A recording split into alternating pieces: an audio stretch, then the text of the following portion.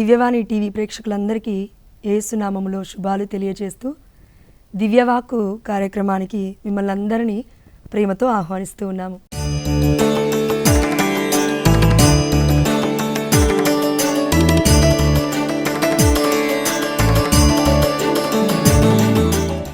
దేవుడు మనల్ని అందరినీ పిలిచింది పవిత్రంగా జీవించడానికి.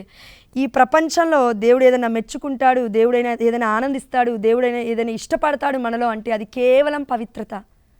ఎందుకంటే ఈ శరీరాన్ని తట్టుకొని, సాతాను శక్తులని తట్టుకొని మనం ఈ శరీరాన్ని పవిత్రంగా జీవింపజేసుకోవాలంటే అది చాలా కష్టమైన పని. అందుకే మరియ తల్లి గెలిచింది కాబట్టి దేవుడు గెలుపునిస్తున్నాడు. ఎలా అంటే వాక్యం సెలవిస్తుంది, ఈ బిడ్డలందరూ నా మహిమలో చేరుతారు. ఎప్పుడు? చివరిగా రానున్న దినాలలో రెండవ రాకడప్పుడు. కానీ దేవుడు ఆల్రెడీ మరియ తల్లికి మహిమను ఇచ్చేస్తున్నాడు. కేవలం నీలాగా నాలాగా చనిపోయిన తర్వాత, సమాధి చేయబడిన తర్వాత ఎత్తబడే గుంపులో మరియ తల్లి లేదు, ఆల్రెడీ ఎత్తబడింది అనే సత్యమే దేవుడు చెప్తూ ఉన్నాడు. ఇది రెండవది. అదేవిధంగా మనం మూడోది చూసుకుందామండి, మూడో సంఘటన. ఎందుకంటే పితాపుత్ర పరిశుద్ధాత్మ దేవుడు ముగ్గురు ఏకరీతిగా ఉన్నారు కాబట్టి మూడో సంఘటన అతి అద్భుతమైనది, అతి గొప్పది, చాలా ఆశ్చర్యకరమైనది. అదేంటంటే పరిశుద్ధమైన గ్రంథంలో జకర్యాకి దేవదూత కనబడుతుంది. ఎక్కడ అంటే లూకాసు వార్త 1వ అధ్యాయము 12వ వచనం దగ్గర నుంచి చూద్దాం. ఇక్కడ సందర్భం చెప్తాను. జకర్యా గారు దేవుడి యొక్క సన్నిధిలోకి వచ్చి అక్కడ సేవ చేస్తూ ఉన్నాడు. అప్పుడు 13వ వచనం నుంచి దేవదూత అతనితో, జకర్యా భయపడకుము, నీ ప్రార్థన ఆలకింపబడినది. ఇక్కడ జకర్యా గారిని దేవుడేమి అనుగ్రహ పరిపూర్ణుడా నీకు శుభము అని అనట్లేడు. చూడండి ఎంత క్లియర్గా ఉంది వర్డ్. నీ ప్రార్థన ఆలకింపబడినది జకర్యా, నీవు భయపడాల్సిన అవసరం లేదు. నీ భార్య ఎలిజబెత్తమ్మ ఒక కుమారుణ్ణి కనును, అతనికి యోహాను అని పేరు పెట్టును. 14వ వచనం దగ్గర నుంచి చాలా కేర్ఫుల్గా వినండి. నీవు ఆనందముతో ఉప్పొంగెదవు, అతని జన్మ అనేకులకు సంతోష కారణమగును. 15వ వచనము, ప్రభు దృష్టిలో అతడు గొప్పవాడగును. ఇక్కడ మానవుల దృష్టిలో అంటలేడండి దేవుడు, ఎందుకంటే మనకు అర్థం కాదు. దేవుడి ప్రణాళిక అర్థం కాదు, దేవుడి పవిత్రత అర్థం కాదు, దేవుడి యొక్క మహిమ అర్థం కాదు. అందుకే దేవుడు ఏమంటున్నాడంటే, అయ్యా నీకు పుట్టబోయే బిడ్డ అనేక జనాలకు సంతోష కారణంగా ఉంటాడు. అదేవిధంగా ప్రభు దృష్టిలో గొప్పవాడవుతాడు. ఎంతోమంది ప్రవక్తలు బోధించారు, ఒక రానున్న దూత గొప్ప ప్రవక్త దేవుడి కంటే ముందు మార్గము సిద్ధపరచుటకై వస్తాడు అని. అతను ఎవరో కాదు, ఎలుగెత్తి పలుకు స్వరమును నేనే ఎడారిలో అని చెప్తున్న బప్తిస్మ యోహాను గారు పుడుతున్నారు. ఎవరికి అంటే ఎలిజబెత్తమ్మ గారికి, జకర్యాలకి. అయితే ఈ 15వ వచనం కంటిన్యూషన్లో ద్రాక్షరసమును కానీ మద్యమును కానీ పానము చేయడు. ఇది వినండి, తల్లి గర్భముననే పవిత్రాత్మతో నింపబడును. వాక్యం క్లియర్గా సెలవిస్తుంది ఇక్కడ. ఇదిగో జకర్యా, దేవుడు మీకు ఒక కుమారుని ఇస్తున్నాడు దేవుడి కృప చొప్పున. అయితే నీ యొక్క భార్య గర్భము ధరిస్తుంది. ఆమె గర్భము ధరించినప్పుడు జరుగుతున్న సంఘటన చెప్తూ ఉన్నాడు దూత. తల్లి గర్భముననే, ఎలిజబెత్తమ్మ గర్భముననే పవిత్రాత్మతో నింపబడతాడు, లేకపోతే నింపబడ్డాడు అని వాక్యం సెలవించట్లేదండి. ఇక్కడ నింపబడును అంటే జరుగుతుంది, జరగబోతుంది అని అర్థం దీనికి. తల్లి గర్భముననే పవిత్రాత్మతో నింపబడును. చూడండి, నింపబడును, జరుగుతుంది అని చెప్తున్నాడు. ఇంకా జరగలేదు అప్పటికి. అయితే పవిత్రాత్మతో నింపబడని ఈ యొక్క శిశువు ఎవరు? బప్తిస్మ యోహాను గారు తన తల్లి గర్భంలో ఉన్నప్పుడు ఎక్కడ నింపబడ్డాడు మరి పవిత్రాత్మతో అని వాక్యం చూస్తే, మూడోదండి చాలా గొప్ప విషయం. లూకాసు వార్త 1వ అధ్యాయము 39వ వచనం నుంచి మనం చూసుకున్నట్లయితే ఈ సంఘటన మనకు తెలుసు. ఆ రోజులలో మరియమ్మ యూదా సీమలో పర్వత ప్రాంతమున గల ఒక పట్టణమునకు త్వరితముగా ప్రయాణమైపోయెను. ఆమె జకర్యా ఇంటిలో ప్రవేశించి ఎలిజబెత్తమ్మకు వందన వచనములు పలికెను. ఎందుకు వందన వచనం పలుకుతుందంటే, అమ్మ మరియ తల్లి దేవుడి యొక్క ప్రణాళికలో గొప్పదైనప్పటికీ మరియ తల్లి వినే మనం ఇక్కడ చూడొచ్చు. వచనము, వందన వచనము. తను వృద్ధురాలు. ఎవరు? ఎలిజబెత్తమ్మ. తన యొక్క బంధువు కూడా. కాబట్టి ఆ శుభవచనములు ఎలిజబెత్తమ్మ చెవిన పడగానే ఆమె గర్భమందలి శిశువు గంతులు వేసెను. గంతులు ఎందుకు వేశాడంటే పిచ్చిపట్టి వేయలేదండి, వాక్యం సెలవిస్తుంది ఇక్కడ. ఆమె పవిత్రాత్మచే పరిపూర్ణురాలాయెను. దేవుడి వాక్యము లూకాసు వార్త 1:15 తల్లి గర్భమున ఉన్నప్పుడే యోహాను పవిత్రాత్మతో నింపబడతాడు. అది ఇంకా నెరవేరలేదు. దేవుడు ఆ కృప ఎవరికి ఇవ్వలేదు. కానీ మరియ తల్లి ఎంటర్ అవ్వగానే, మరియ తల్లి తన దేహముతో ఎలిజబెత్తమ్మ ఇంటిలోకి వెళ్ళగానే ఒక అద్భుతము జరుగుతుంది. తన యొక్క మాటలు చెవిన పడగానే ఒక మహా అద్భుతం జరుగుతుంది. ఆశ్చర్యకరమైన విషయం జరుగుతుంది. అదేంటంటే ఆమె పవిత్రాత్మచే పరిపూర్ణురాలాయెను. అందుకే ఆమె గర్భమందలి శిశువు గంతులు వేసెను. ఎంత గొప్ప వాక్యం అంటే అండి, చూడండి 44 నీ వందన వచనములు నా చెవిన పడగనే సోకగనే నా గర్భమందలి శిశువు ఇదిగో ఆనందముచే గంతులు వేశాడు అని చెప్తున్న ఎలిజబెత్తమ్మ మాటలు మనం చూడాల్సింది. ఎలిజబెత్తమ్మ గారిని కాదండి, పరిశుద్ధాత్మ దేవుడి యొక్క వాక్యం ఇది, దేవుడి వాక్యము. కాబట్టి గర్భములో గంతులు వేస్తున్నాడు. ఎవరు? బప్తిస్మ యోహాను గారు. ఎవరి మాటలు వినగానే? మరియ తల్లి మాటను వినగానే. జీసస్ ఏమి డైరెక్ట్గా బయటికి మరియ తల్లి గర్భం నుంచి వచ్చేసి అప్పటికి 33.5 ఏళ్ళు ఉన్నాయి, వచ్చి ఇదిగో నీకు వందన వర్షం చెప్తున్నా అనలేదండి. జీసస్ మరియ తల్లి గర్భంలో ఉన్నాడు యేసుప్రభువు వారు, అప్పుడే స్టార్ట్ అవుతూ ఉన్నాడు. అందుకే మన బప్తిస్మ యోహాను గారికి అదేవిధంగా యేసుప్రభువు వారికి ఎంత మంత్స్ డిఫరెన్స్ ఉండొచ్చు అంటే, చారిత్రక విషయాలు మనం చూస్తే 6 months అని చెప్తున్నారండి. 6 నుండి 7 నెలలు. ఎందుకు అనంటే ఇక్కడ తదుపరి 6వ మాసమున దేవుడు గబ్రియేలు దూతను ఎవరి దగ్గర పంపిస్తున్నాడు అంటే మరియ తల్లి దగ్గర పంపిస్తున్నాడు. అందుకే 6 నెలల గ్యాప్ ఉంది వారిద్దరికి. కాబట్టి ఒక వైద్యుడి దగ్గరికి వెళ్ళి మనము మరి నా గర్భంలో ఉన్న శిశువు బిడ్డ ఎలా ఉన్నారు చెప్పండి అని అంటే వాళ్ళు ఏం చేస్తారండి? ఎంతో కొంత చెప్తారు, కానీ కంప్లీట్గా చెప్పరండి. మరి ఆ యొక్క గర్భంలో ఉన్న శిశువు ఆనందిస్తున్నాడా, దుఃఖిస్తున్నాడా, అమ్మ నిన్నటి రోజున నీ భర్త కొట్టాడా, మొన్నటి రోజున నీ భార్య కొట్టిందా, లేకపోతే నీ సిచ్యువేషన్ ఎలా ఉందో చెప్పలేరు ఎవరు కూడా. ఈ ప్రపంచంలో ఏ మానవుడు కూడా అది అసాధ్యమే. కానీ పరిశుద్ధాత్మ దేవుడు ఏం చెప్తున్నాడు? ఇదిగో నీ వందన వచనములు నా చెవిన సోకగనే అంటే తన శరీరం మొత్తం సోకుతుందండి. ఆ యొక్క మాటలు, ఆ యొక్క గొప్ప వచనాలు. నా గర్భమందలి శిశువు ఆనందముతో గంతులు వేసెను. బాధపడట్లేడు బప్తిస్మ యోహాను గారు చిన్నప్పటి నుంచే. ఎందుకంటే పరిపూర్ణమైన పరిశుద్ధాత్మ చేత నింపబడుతున్నాడు. ఎందుకంటే వచ్చింది ఎవరో కాదు, దేవుడి యొక్క పరిపూర్ణమైన అనుగ్రహాన్ని పొందుకొని మరియ తల్లి తన ఇంటికి వచ్చింది, శుభవచనములు పలికింది. దేవదూతే అంటుంది, అమ్మా నువ్వు పవిత్రాత్మ చేత నింపబడతావు, పవిత్రాత్మతో నీవు నింపబడతావు అని. కానీ ఇక్కడ నెరవేర్పు జరుగుతూ ఉంది. మన మామూలుగా పాత నిబంధనలో జరిగిన వాక్యాలు కొత్త నిబంధనకు వచ్చేసరికి కోడింగ్ చేయబడ్డాయి. అంటే యెషయా గ్రంథంలో ఆ యెషయా ప్రవక్త గారు ఇలా పలికారు అని ఉంటుంది. కానీ ఇక్కడ లూకాసు వార్త 1:15 జరిగిన సంఘటన 6 నెలల తరువాత లూకాసు వార్త 1:43-44 జరుగుతుందంటే ఎంత ఫాస్ట్గా పరిశుద్ధాత్మ దేవుడి యొక్క వాక్యం నెరవేరిందో చూడండి. సంవత్సరాలు ఏం పట్టలేదండి. అంటే మరియ తల్లిలో ఉన్న అనుగ్రహము, మరియ తల్లిలో ఉన్న ఆశీర్వాదం, మరియ తల్లిలో ఉన్న పరిపూర్ణత దేవుడి దగ్గర నుంచి వచ్చింది. కానీ ఆ తల్లి పొందుకోగలిగింది అంటే తన యొక్క గొప్పతనం, ఔన్నత్యం, పరిశుద్ధతకి దేవుడు ఆనందిస్తూ ఉన్నాడు. We cannot please God without the holiness, by living the holy life అంటాం. అంటే ఏంటి అంటే పరిశుద్ధమైన జీవితం జీవించకుండా, పవిత్రమైన బాటలో నడవకుండా నేను దేవుని ఆనందపరుస్తానంటే అది కలే అండి. It's a dream, it's not a true. కాబట్టి మనం హాలోజినేషన్లో బ్రతకొద్దు, ఒక కళలలో బ్రతకొద్దు, భ్రమలో జీవించొద్దు, రియాలిటీకి రావాలి. పరిశుద్ధమైన జీవితం జీవించడానికి అమ్మా మా పరిశుద్ధ మాత అని అంటున్నాం మనం మరియ తల్లిని దేవమాత ప్రార్థనలో. పరిశుద్ధ మాత, సర్వేశ్వరుని మాత, దేవుడి తల్లి. కాబట్టి ఈ 3 ఓవరాల్గా మనము ఇప్పుడు చూసుకున్నాము. అంటే మరియ తల్లి దగ్గర ఎంత గొప్ప అనుగ్రహం లేకపోతే దేవుడు దర్శన గ్రంథం 12వ అధ్యాయంలో 11వ అధ్యాయం 19వ దివ్య మందసముగా చూపిస్తూ ఉన్నాడు. చివరిగా అండి ఒక అంశం మనం ధ్యానించుకుందాం. అదేంటంటే సమూయేలు 2వ గ్రంథము 6వ అధ్యాయము 1వ ఒకసారి చూడండి.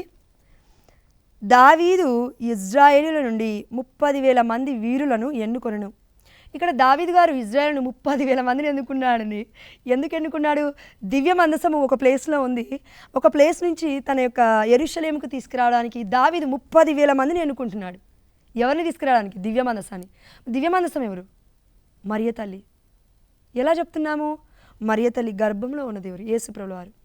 అయితే ఈ వాక్యం ఎక్కడైనా నెరవేరిందా అంటే కనుక చూడండి, లూకాసు వార్త 1వ అధ్యాయము 56వ వచనంలో, మరియమ్మ 3 మాసములు ఎలిజబెత్తమ్మతో ఉండి పిమ్మట తన ఇంటికి తిరిగిపోయాను. చూడండి, తన ఇంటికి తిరిగిపోయాను.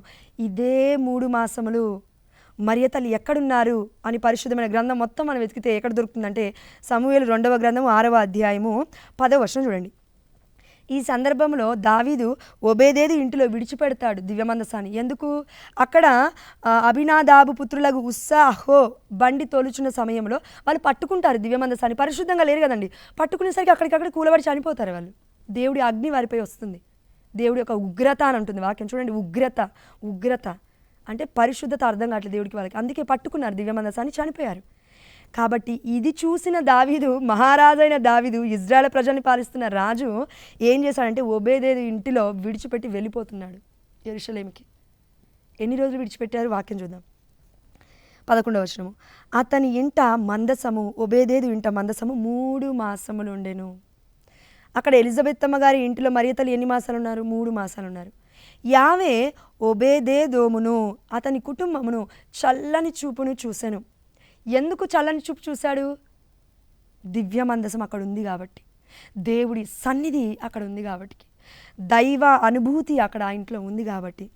అందుకే 12వ వచనము, మందసము మూలముగా, చూడండి, మందసము మూలముగా యావే ఒబేదేదుమును కుటుంబమును అతని ఆస్తిపాస్తులను వృద్ధి చేసినని దావీదు వినెను. అతడు సంతసముతో మందసమును తన నగరానికి కొనివచ్చెను. అంటే ఇంత మహారాజు, సొలొమోనుకినే కన్నా గొప్ప రాజు, జ్ఞానాన్నే కంటున్న రాజు అంటున్నాడు, నేను భయపడిపోయాను దేవుడు ఆగ్రహాన్ని చూసి. అంటే నా దగ్గర అంత పరిశుద్ధత లేదేమో, అమ్మో నేను పట్టుకుంటే నా పరిస్థితి ఏంటో, వలన నేను చనిపోతానేమో అని భయపడిన దివ్య మందసాన్ని ఎక్కడ పెడుతున్నారు అంటే ఒకరి ఇంటిలో 3 మాసాలు పెడుతున్నారు. అదేవిధంగా మరియ తల్లి తనంతట తానుగా ఒక వృద్ధురాలికి సేవ చేస్తూ ఎన్ని మాసాలు ఉంది అని అంటే ఎలిజబెత్తమ్మ ఇంటిలో 3 మాసాలు ఉంది. కాబట్టి మరియ తల్లి దేవుడి సన్నిధిని మోస్తూ ఉంది, తన గర్భములో దేవుణ్ణి మోస్తూ ఉంది. ఈ విషయం మనకు అర్థం కావాలి. మన పాప జీవితానికి ఈ పరిశుద్ధమైన మాటలు, ఇంత గొప్ప జ్ఞానం అర్థం కావాలంటే కష్టంగానే ఉంటుందండి, కానీ వాక్యమే సెలవిస్తూ ఉంది.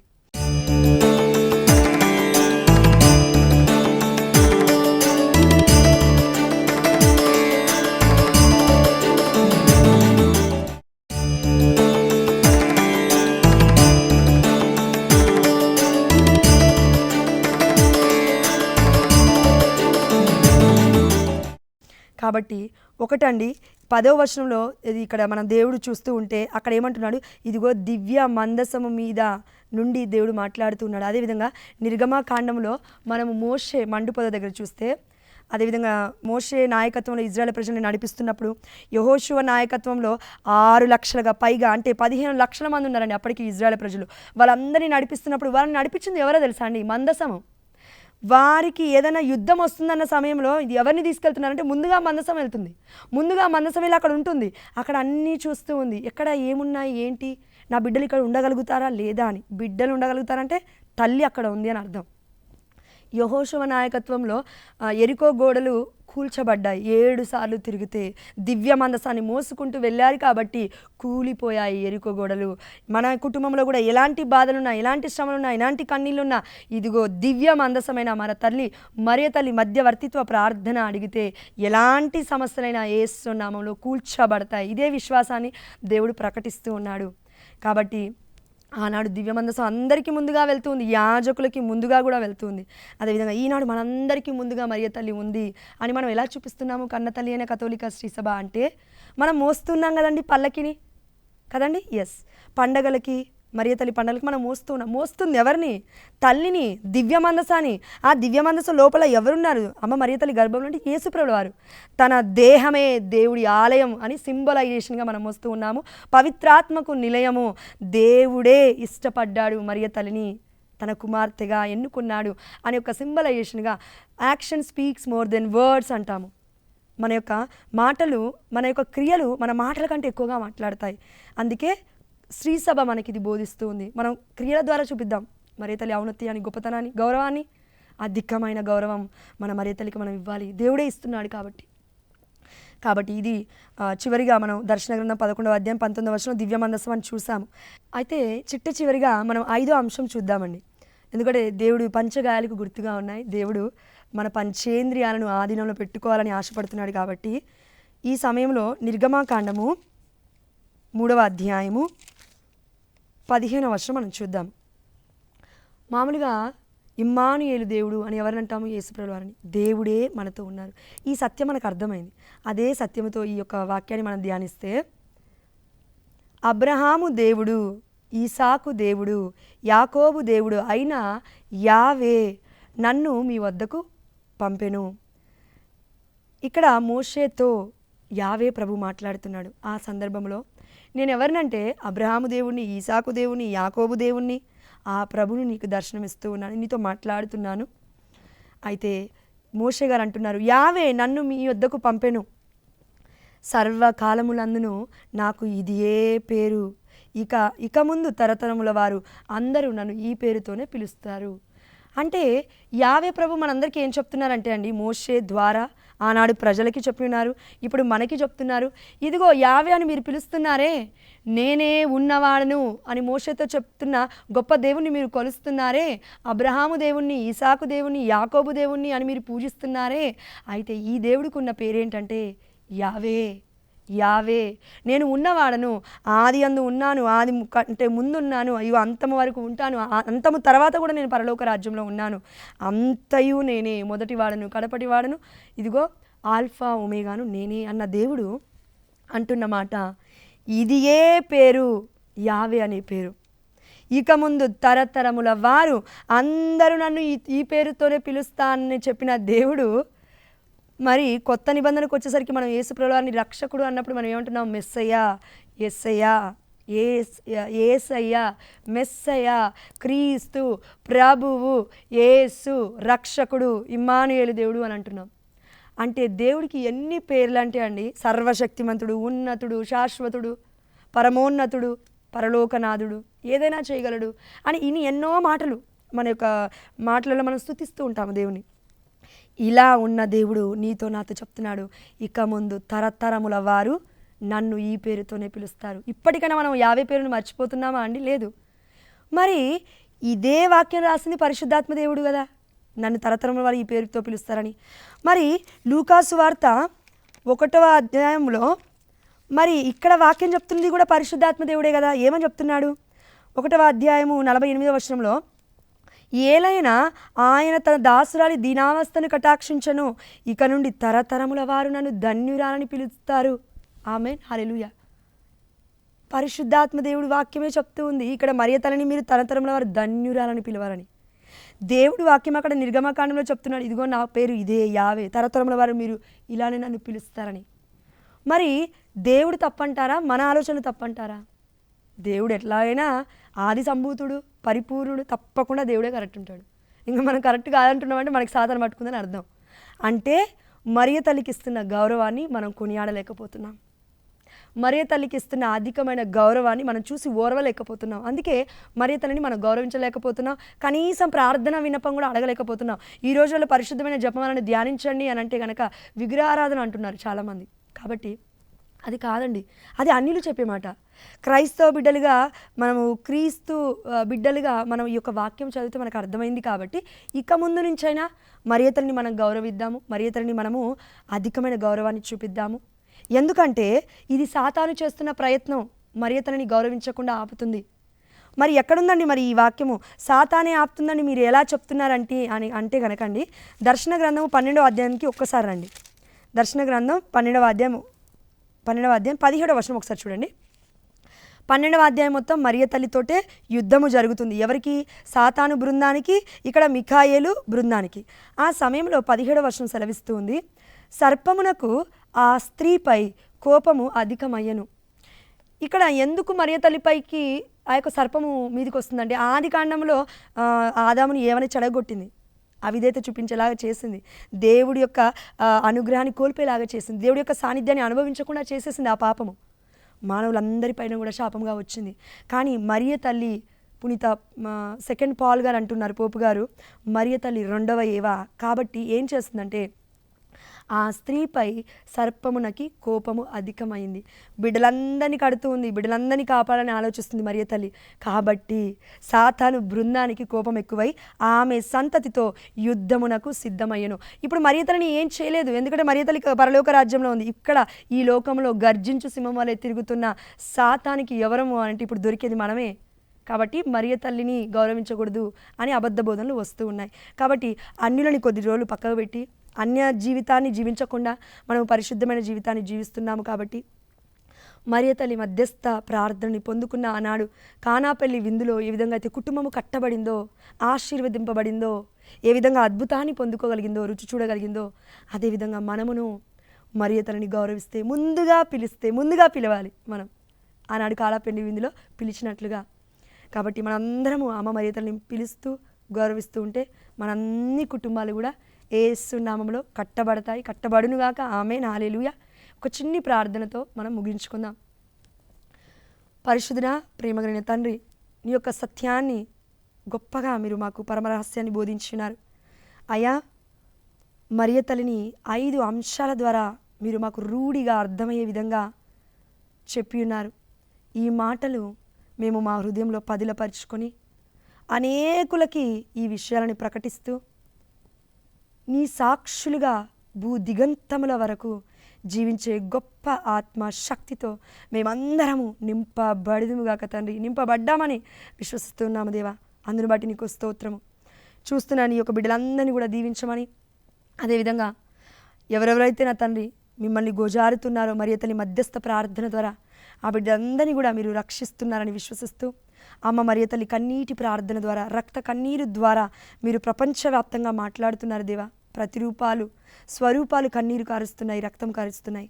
కాబట్టి వాటినన్నా చూసి మేము పాపము నుండి మరలి మీ వైపు తిరిగి వచ్చి మిమ్మల్ని స్వీకరించే మారు మనస్సును మా అందరికీ కూడా ఈ వాక్యము ద్వారా కనువిప్పుగా కలిగిందని విశ్వసిస్తూ, మా అందరి మనసులో ఉన్న విన్నపాలన్నీ కూడా నీ పాదసన్నిధిలో పెడుతూ, అమ్మ మరియ తల్లి మధ్యస్థ ప్రార్థన ద్వారా, దివ్య మందసమైన మీ తల్లి మధ్యవర్తిత్వ ప్రార్థన ద్వారా మేము అడిగినవన్నీ పొందుకున్నామని విశ్వసిస్తున్నాము మా ప్రియ పరలోకపు తండ్రి. ఆమేన్, హల్లెలూయా. Praise the Lord in the mighty name of Jesus. Amen.